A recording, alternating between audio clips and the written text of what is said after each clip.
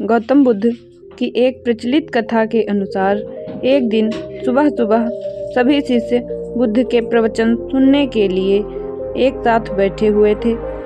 कुछ देर बाद बुद्ध अपने साथ एक रस्सी लेकर आए।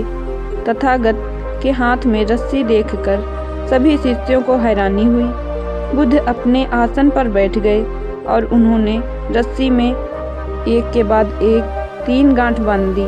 इसके बाद उन्होंने शिष्यों से पूछा कि क्या ये वही रस्सी है जो गांठ बांधने से पहले थी। इस प्रश्न के जवाब में एक शिष्य ने कहा कि यथागत इसका उत्तर थोड़ा मुश्किल है। ये हमारे देखने के तरीके पर निर्भर करता है। एक तरह से तो रस्सी वही है, इसमें कोई बदलाव नहीं है। एक अन्य शिष्य ने कहा कि अब इसमें 3 गांठें लगी हुई हैं जो कि पहले रस्सी में नहीं थी। इसे बदला हुआ भी कह सकते हैं। कुछ शिष्य ने कहा कि वास्तव में मूल रूप से रस्सी वही है, लेकिन बदली हुई दिख रही है। लेकिन इसका मूल स्वरूप बदला नहीं है। शिष्यों की बात सुनकर बुद्ध ने कहा कि आप सभी सही बोल रहे हैं। अब मैं इन गांठों को खोल देता हूँ। ये बोलकर बुद्ध रस्सी के दोनों सिरों को खींचने लगे।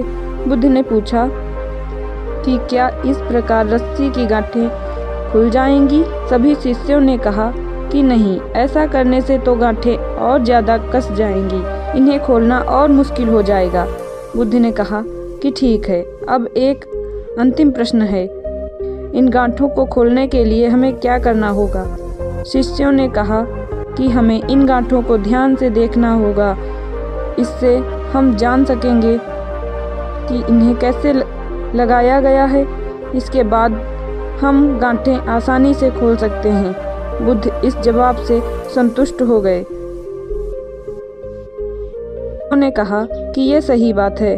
हम परेशानियों में फंसे रहते हैं और बिना कारण जाने ही उनका हल खोजने लगते हैं, जबकि हमें पहले समस्याओं के मूल को समझना चाहिए। जब समस्याओं की वजह समझ आ जाएगी तो उन्हें सुलझाना बहुत ही आसान हो सकता है।